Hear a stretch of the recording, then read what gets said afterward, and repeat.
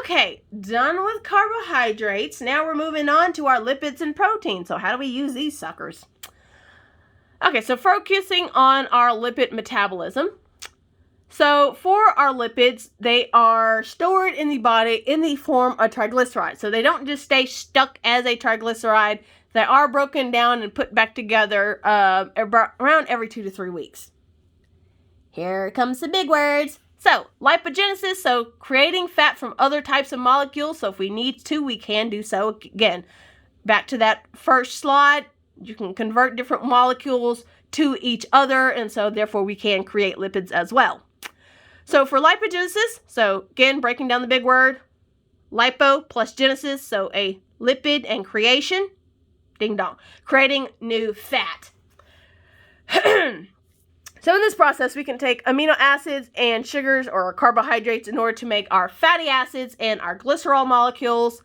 We also can use PGAL, can be converted to glycerol, as well as our acetyl-CoA, so almost getting to our citric acid cycle, and then it's like, oh, turn around, we need some fat. So we can take those carbon molecules off of our acetyl-CoA and use them to make fatty acids. So we got glycerol, we got some fatty acids, stick 3 fatty acids to a glycerol, bing dong, you got triglycerides. So we got some fat in our fat cells, and let's say we need to break down the fat because somebody decided to be on a low-carb diet. So lipolysis, so lysis, so breaking down, and what we're breaking down are the lipids. So using the fat for our fuel source. So by breaking down a triglyceride into the glycerol molecule and fatty acids, so different things, most of these are either stress or sympathetic nervous system, stimulating the breakdown of fat for fuel. So again, muscles can have what they need in order to run away, or you're just stressed out, and so your body thinks there's got to be a bear somewhere, when realizing, oh no, it's just your midterms. Okay. So glycerol, we can actually convert that to PGAL and turn it into part of our glycolysis pathway, which we can make ATP, but it's just not as effective. So lipolysis, there's our little breakdown. Lipo plus lysis, so lysis as in breaking down, and what we're breaking down is lipid, so lipid plus breakdown. Okay, so how do we actually use lipid in order to actually get energy? So those big long chains of fatty acids with all these bunch of carbons on them, if we snatch 2, we only need 2. That's called beta oxidation. So beta is the second letter in the Greek alphabet, so that's what that beta is standing for, so number 2. So if you're kind of a tech person, when they have like a beta testing, it's because they had an initial version, and so they're testing out something slightly better, and so the beta testing is the second version. Anyway. Okay, so we'd have our beta oxidation. We steal off 2 carbons off of a fatty acid, and then we take it, adding it to a coenzyme A to form acetyl-CoA, then bonding together with our oxalic acid. It's our 4 carbons that we just stick onto stuff. So taking these 2 carbons, forming our citric acid, then we can enter into the citric acid cycle and produce our ATP just like normal. So making that 32 molecules of ATP. So this is why our fatty acids is a better energy source, because we can break down fatty acids essentially completely, and it's a whole lot easier than having to go glycolysis and then get to this point. So we can snatch off 2 carbons and then go straight to our citric acid cycle. So let's say we have a fatty acid that has a chain of all these 16 carbons. So basically we get to go through this process 8 times. We can actually make 129 molecules of ATP. So more energy than glucose. So other things that we use for our lipids, so we can break down our fatty acids into acetyl groups. So we can use them as random entry points into our citric acid cycle. So again, that going back and forth with our different molecules. We also can undergo ketogenesis, where our fatty acids can be metabolized or broken down by the liver to produce our ketone bodies, which then can be used to either go into the citric acid cycle or be creating can create some of our non-essential amino acids.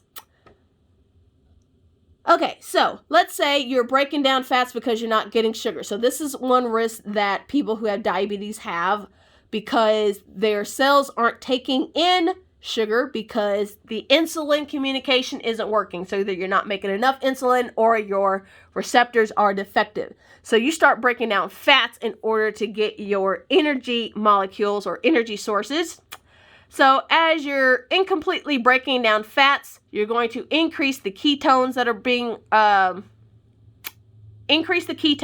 being used. So we do have that ketone diet, I think that's what it's called, something to that effect, where you can actually test for this in the urine. So they have little strips where they're like, "Ooh, I'm in ketosis."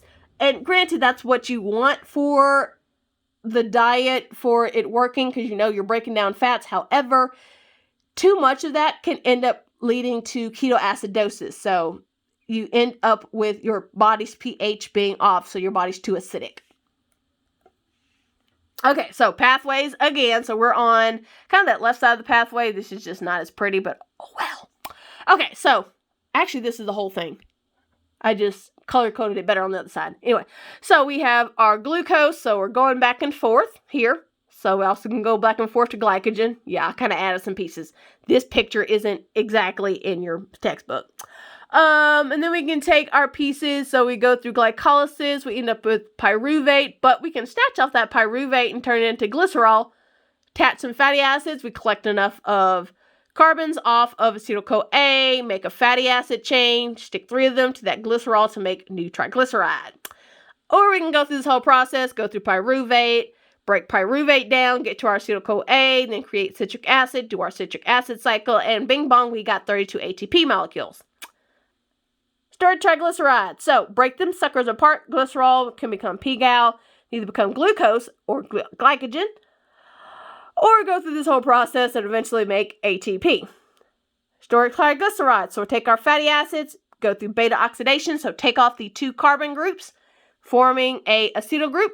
That acetyl group can either bond to a coenzyme A to make ATP, or to our ketones, which can then either be put back into a citric acid cycle to make ATP, or, I need to put ATP here, or going in as a ketone body to either make a non-essential amino acid. Eventually we'll get to the amino acids and how we actually do that too. But again, I told you, you're going to learn that whole process. It just looked like a lot, because it is a lot. But you're smart. Okay, proteins. Okay, so when we break down proteins, we eventually get down to our monomer building block of amino acids. So our amino acids are from whatever proteins that we have broken down. We can actually create them, use them to create new proteins.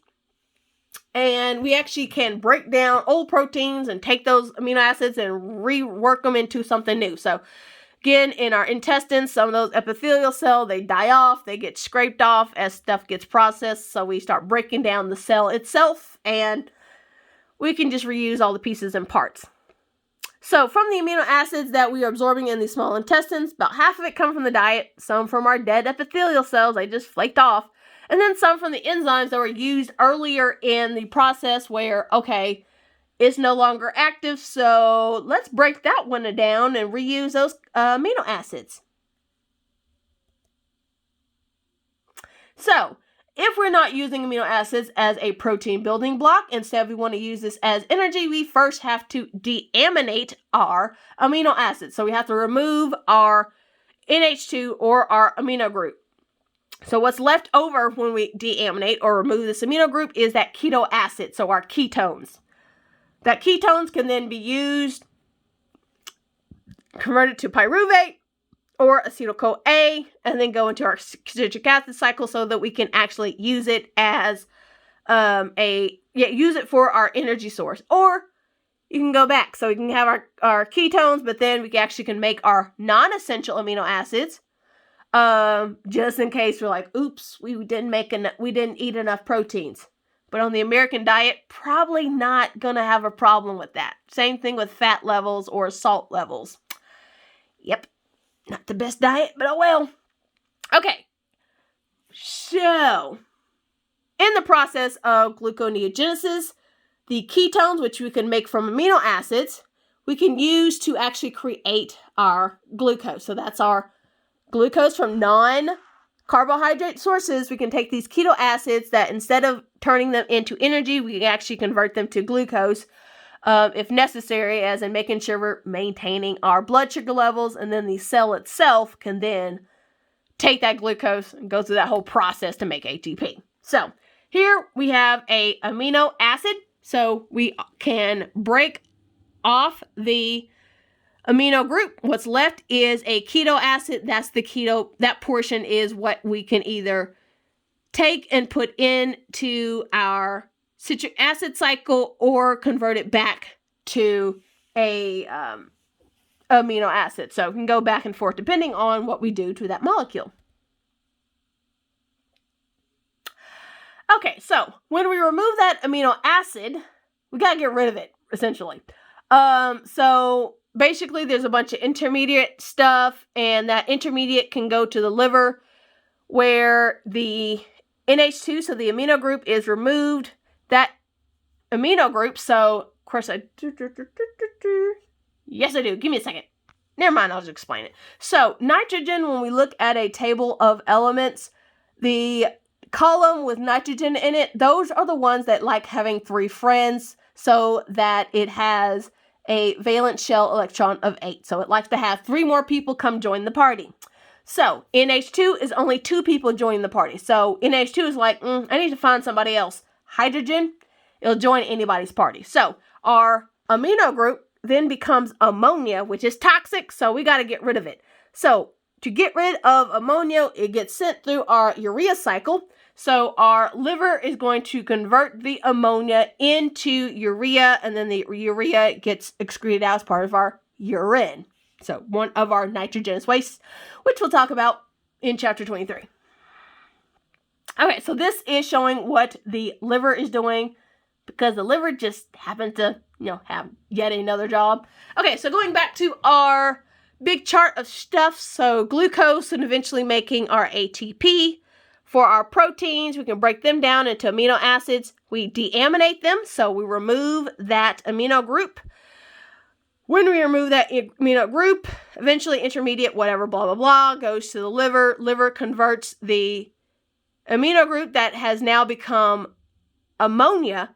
That ammonia has to go through the urea cycle, and then the urea cycle is then secreted out as part of your urine product. So what's left over? So when we deaminate, we're left with a keto acid that either can go back to becoming a non-essential amino acid, or a keto acid that can be converted to any kind of intermediate along this glycolysis or citric acid cycle to either make ATP or go to make glucose, which can then also be stored as glycogen. So just depending on what your body needs, you can go back and forth.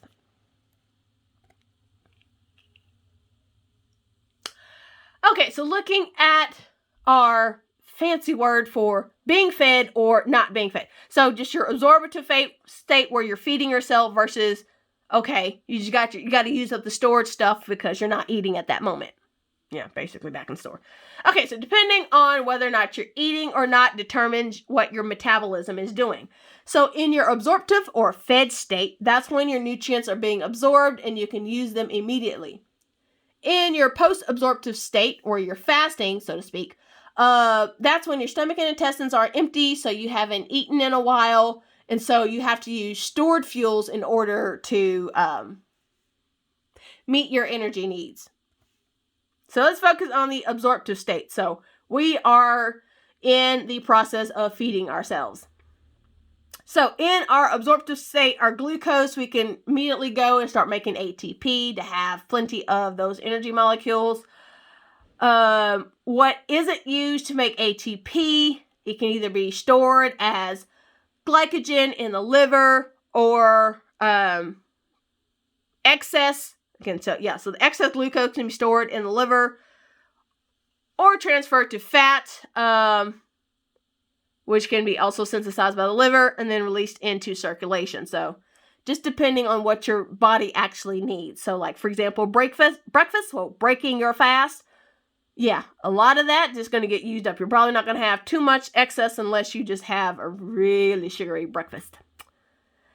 Okay, fat. So in the absorptive state, so we have gone from our small intestines. They're packaged into chylomicrons into our lymphatic system to be poured into our circulatory system. Our lipoprotein lipase remove the fat from the chylomicrons, and then we get rid of the chylomicrons. We package them into VLDLs to transport them to our different cells, where either they're going to be stored in hepatocytes, or liver cells, adipocytes, or fat cells, or used up in the muscle cells. So that's why steak or any kind of meat, where you have those the marbling in the meat, and that's like, oh, that's good because that's going to be a juicy piece of meat when you actually cut it. I mean, not cut it, cook it. That's what they're doing. It's a storage of energy, so the muscle always have what it needs. Okay, breaking down protein. So we got some amino acids. So they pass through the liver. You do have some storage, but your liver's like, okay, the cells really need the amino acids. I'll pick up stuff if I have to, whatever. Okay, so your cells are going to absorb the amino acids using to make proteins. In the liver, you can make proteins because the liver still has to do that. They still got to make proteins for itself. Or break down the amino acids so you can make ATP, or creating more fatty acids. So during our absorptive state, we're breaking down, for example, carbs. Insulin is released from the pancreas to tell the cells, hey, you got some nutrients coming, go ahead and soak up the glucose and the amino acids. So in response to elevated levels, so you can reduce them from the blood. It's also secreted by our intestinal hormones, so gastrin, secretin, cholecystokinin, and our GIP, or glucose dependent. So as long as you actually get glucose into whatever you're eating, then the insulin is secreted. So this peptide, again, telling the cells, hey, nutrients are on the way, go ahead and absorb them as they pass through. So job of insulin, so regulate glucose uptake.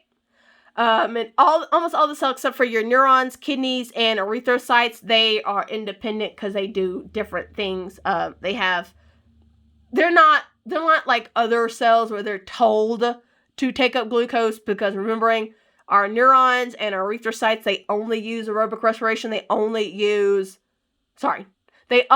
glucose as their fuel source. Erythrocytes can't do aerobic respiration because they don't have mitochondria. Anyway, so they're going to be different in how they take up glucose from the blood. So they're not dependent on the insulin. Okay, so what does insulin do to a target cell? So taking glucose up from your blood plasma, and that's going to cause your blood sugar levels to drop. So keeping that in balance. So stimulating breakdown of glucose so it can make ATP, stimulating glycogenesis, so storing of glucose as glycogen, as well as storing of excess glucose into lipids, so our fats. It also inhibits gluconeogenesis, so creation of glucose from non-glucose sources, so preventing the breakdown of other stuff to make glucose. It's like, hey, no, we got glucose, we don't need to make any more. Stimulates amino acids also into the cell, so help to uptake them into our cell, as well as telling the brain of your fat stores, so your levels of fat, because it's like, okay, if there's a bunch of insulin that got released, then there should be a bunch of excess glucose. Bunch of excess glucose should mean that there should be some fat created. So your brain just kind of infers from your insulin levels. So high amino acid levels. So if you're let's say, like, for example, some of those protein shakes that have like ridiculous amount of amino acids in them, or protein levels, can actually stimulate both insulin and glucagon. So making sure that you have enough glucose for the brain. So again, just part of what you're eating. It's because you have enough protein, which again, if you got a bunch of it, you can actually break it down and use for energy, so that glucose can then be conserved for the brain to use as it likes to. Okay, post-absorptive state. So, meaning, okay, in between, we got some storage of our nutrients, and so we got to use them. So kind of like how a camel stores, it's actually fat, not water, in its hump. So, using those when necessary. So, in between oasis breaks, you have your use up your storage. Okay, in your post-absorptive state, this is where your blood sugar levels could drop because it's being used up from your plasma. So now we got to increase it because, again, the brain and our red blood cells do not use any other fuel source. So in this case, our blood sugar levels drop. So instead of using glucose as the fuel source, our cells that can adapt to other fuel sources will use them as instead of glucose. Okay, so what are we doing with carbohydrates in our post-absorptive state? So, in order to increase our glucose levels in our blood plasma, we break down our glycogen, so that's just our storage of those glucose monomers, or we make it from non-carbohydrate sources, so our gluconeogenesis. The liver usually stores enough glycogen in between meals where you don't have to go to gluconeogenesis, but it's still an option. For the fats, so our adipocytes and our hepatocytes, so fat cells and liver cells are going to break down fat and then convert the glycerol molecule to glucose. So going back on our little, what's that thing? Going back to that first slide in this chapter. For the fatty acids, they actually can't be converted to glucose, but they are glucose sparing because we can use beta oxidation, so steal off 2 carbons and go through that whole process of making ATP using our citric acid cycle and electron transport chain, so using those instead. We also can break down our fatty acids into a ketone body, so just different molecule, and then use our ketone bodies as a source of energy, so using them as intermediates in the citric acid cycle. So again, keeping the glucose for the brain. So using these other methods of energy source breakdown so that our brain can then have the sugar that it needs. So that's why you get, sometimes if blood sugar gets too low and you get dizzy because your brain is like, feed me or I quit. And then protein. So we can use our proteins only if we have to. So if you've broken down your glycogen, you've broken down your fats, you unfortunately can start breaking down your proteins. So again, sometimes some older people, they stop eating and they start wasting away, or cachexia. So they start getting thinner and thinner just because you're using your proteins as a energy source. It also could be from a loss of appetite. So people who end up with anorexia, again, their proteins start getting used up as a fuel source because they're not feeding themselves enough carbohydrates or fats to use them as a fuel source. And unfortunately, one of the first muscles to go, instead of being like a skeletal muscle, maybe because you want to, have smaller thighs or smaller hips or whatever, it's your heart. So it's not even like, the concept of what, some of them are trying to get into a thinner body. Part of it is you're going to start breaking down your heart. So that's going to cause you other kind of health problems. Okay, regulating this. So part of this is regulated by your sympathetic nervous system as well as your glucagon levels. So post-absorptive state, you're using up your stored fuels, your blood sugar levels drop, so insulin secretion declines to stop telling your cells, hey, stop taking glucose out of the blood so we can save it for the brain. So instead of releasing insulin, we switch to releasing glucagon, so promoting our glycogenolysis, so breaking down glycogen into free glucose, as well as gluconeogenesis, so creating glucose from non-carbohydrate sources, and both of that's going to raise our blood sugar levels. Helps to promote the breakdown of our lipids, so we're going to use those free fatty acids in order to use that as a fuel source. And again, we now have glucose and lipids available for fuel.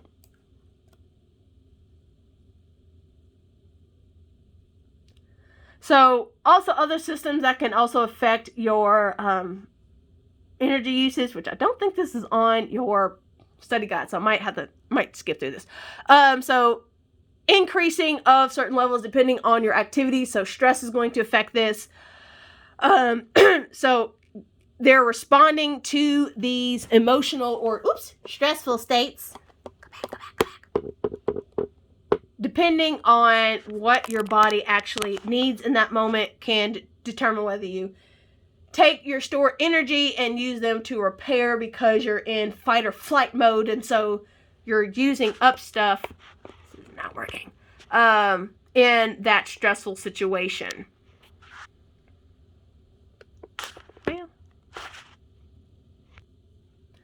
Okay, last slide. So again, depending on your body activity can affect your fuel usage. So cortisol, which is your stress hormone, can also promote fat and protein breakdown as well as gluconeogenesis, because the cortisol is released in a stressful situation. So it's like, okay, we need energy because we're probably running away from a bear, when really it's because you got other stuff going on. But cortisol is just like, oh, stress. Okay.